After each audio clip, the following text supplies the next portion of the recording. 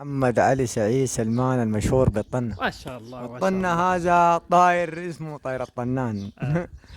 فصغرها لي الطنة. بقت الطنة. بقى طنة زاي. ده اللقب يعني. ده اللقب. طيب ساكن وين؟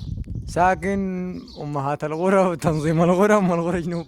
ما شاء الله. ها طيب ها كلمنا عن رمضان حاجة بسيطة، قول للناس دي يا جماعة رمضان أنا بنصح الشعب السوداني والحكوميين والجمهوريين وما يقتلوا ذول في رمضان لأنه شهر خطر. شهر خطر. مم. يعني العقوبة فيه من فوق طيب ما من زول. طيب يعني هسه أنا كان قتلت لي زول في رمضان، مم. العقوبة بتجي من رب الحنان المنان. ايوه صح. هاي في الناس يعني تسهل على الناس في رمضان مم. وتساعد المساكين من الحاجات اللي بتغضب ربنا. مم. ويصوم الشهر 30 يوم قافلة. مم. إن كان 29 يصوم. طيب نحن يعني الشعب السوداني ده طبعا مشهور بالكرم. والله كرمه فياض في رمضان، وكرمه من كرم سيدنا رسول الله صلى الله عليه وسلم. مم. لأن السودانيين كلهم بيحبوا سيدنا النبي.